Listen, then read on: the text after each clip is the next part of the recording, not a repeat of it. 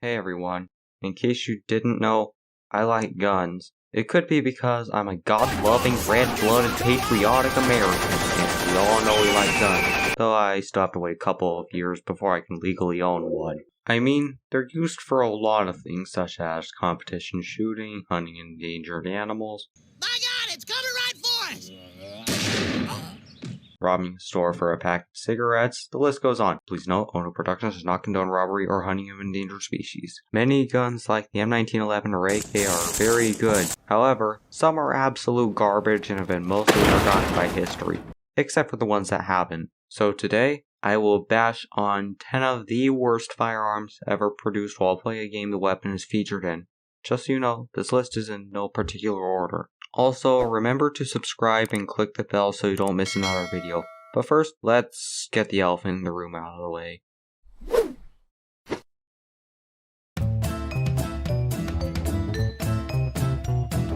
The Chauchat was the standard light machine gun of the French army during World War I. It saw limited use during World War II, but had been largely replaced by the MLE 1924 machine guns by then. It's also infamous for being possibly the worst production firearm ever. But why? Well, let's take a look at the magazine first. What do you see on the right side of the magazine? Holes. Why are holes on the sides of magazines a problem? Because mud and dirt can find its way into the magazine, causing feeding issues. In fact, they were so bad that soldiers only loaded in 18 or 19 rounds instead of the intended 20 most of the time. Maybe the gun itself isn't as bad as the magazine, right? Right? Wrong! It kicked like a mule when firing, had a painfully slow cyclic fire rate of 240 rounds per minute, or 4 rounds per second, and it stopped working when it overheated, and would only fire again once the barrel cooled down. At least it was easy to produce and relatively light for an automatic weapon at the time. The Americans also got a version chambered in .30-06, and it was arguably even worse than the original, since .30-06 just made the overheating problem worse, and so soldiers just prefer to use Springfield rifles instead. You know what, I'm tired of talking about this piece of mad, so let's move on. The Kolibri pistol was the smallest centerfire cartridge pistol produced and was advertised as a woman's self-defense weapon, since it could fit in a handbag. Then you realize the problems of a 2mm cartridge. It was inaccurate as there wasn't technology to produce a rifled barrel of that scale. It was also weaker than a punch, but I guess that's what happens with a pistol that literally called Hummingbird. It also ended up as a meme weapon in Battlefield 1, where people just go full kamikaze.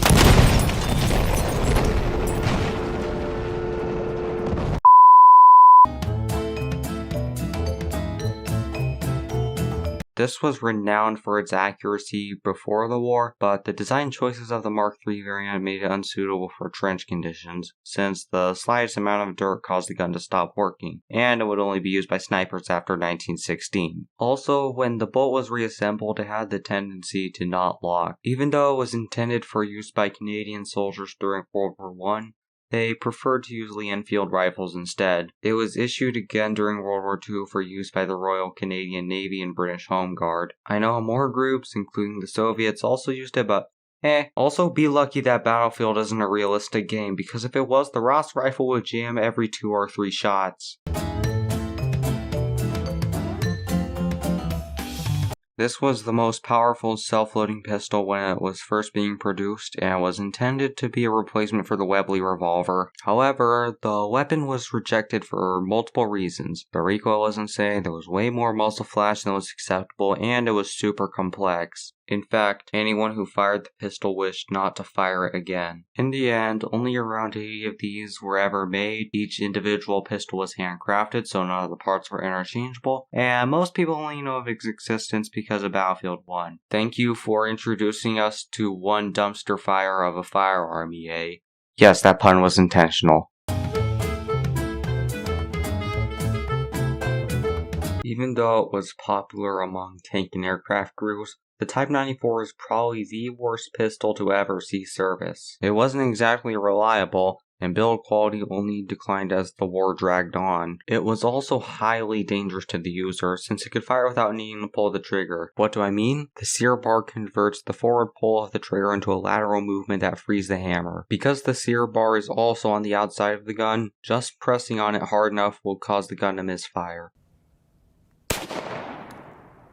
In fact, a myth surrounding the pistol is that Japanese soldiers pressed on the sear bar while surrendering, so they could kill someone with it, though they most likely just used a grenade instead so they could kill as many people as possible, including themselves. Thankfully, this can be negated by just engaging the safety, but make sure it's on before holstering, or you're going to find a hole in your pants.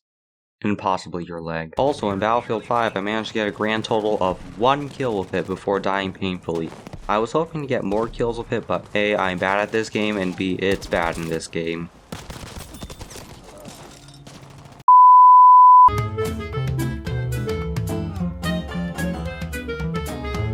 The Krummlauf, or curved barrel, is probably going to be the dumbest item today. This isn't a firearm, but I decided to include it for its sheer stupidity. It was a barrel attachment for the Sturmgewehr and MG42 that was curved and looked like they was straight out of Tom and Jerry. The whole point of the Krummlauf was so infantry could shoot around corners safely, or tank crews could get enemies off their panzers without poking their heads out. Also, it came with a periscope so you could see your target. However, the bent barrels only lasted a few hundred rounds as bullets were put under extreme stress. And because the barrel was bent, bullets fragmented into basically useless shrapnel when fired. They tried to add ventilation so bullets wouldn't fragment, but the barrel still only lasted for a few hundred rounds. In fact, these things were so bad that only the 30 degrees version was produced in any significant quantity.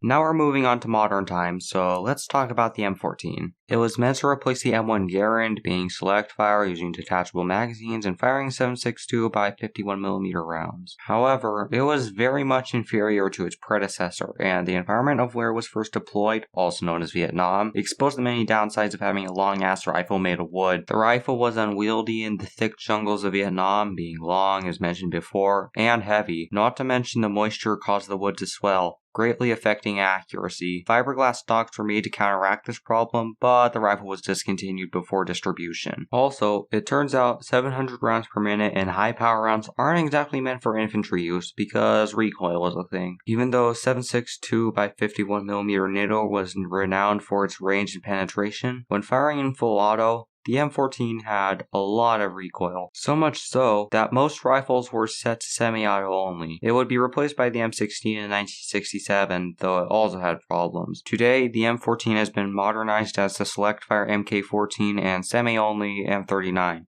both of which are more compact and made of aluminum, but they're still heavy.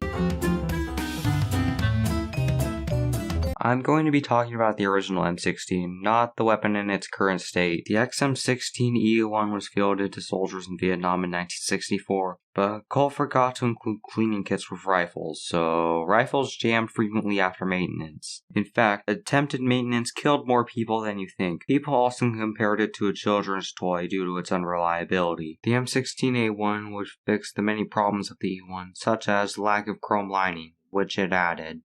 Also, it came with a cleaning kit and operations manual in the style of a comic book. It replaced the M14 in service in 1969, just enough time before America started withdrawing troops from Vietnam. Today, the M16A4 and M4A1 are being replaced by the SIG MCX Spear, designated XM7.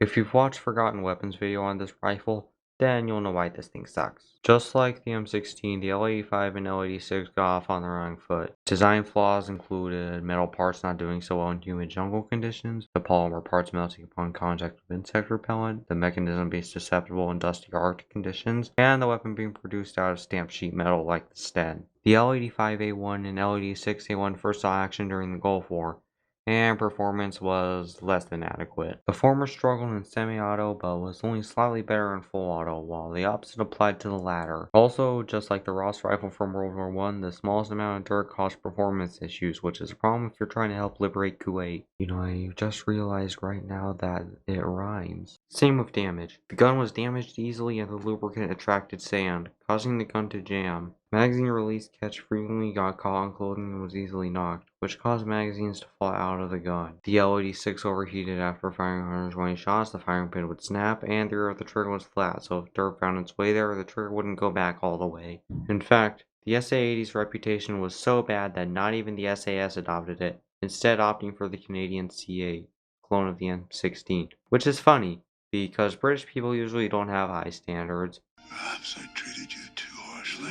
Eventually, they just had a German arms company, also known as Heckler & Koch, fix the gun. And so, the L85A2 and L86A2 were born. Finally, we have another weapon which you probably only know about because of forgotten weapons, USFA ZIP 22. How can you produce a weapon so bad that it causes your company to shut down? Even though it was cheap, innovative, and accurate, it had a lot of problems. I mean, holy crap. The weapon was expensive to produce, the irony being that it was meant to be sold at a cheap price. They had to sell their replica molding technology just to produce this weapon. The bolt extended to the end of the barrel and pushing it in was the only way to chamber in a round. Due to how close people had to put their fingers to the muzzle, it was dangerous to the user. In fact, it sometimes failed to chamber in a new round and eject spent casings. This weapon was a commercial failure and led to the end of a great company in 2017. Rest in peace, USFA. Rest in peace.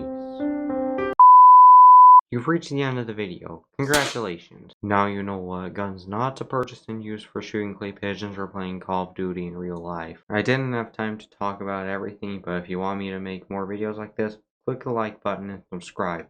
If you disagree with anything I said here, please leave a comment. I'll be seeing you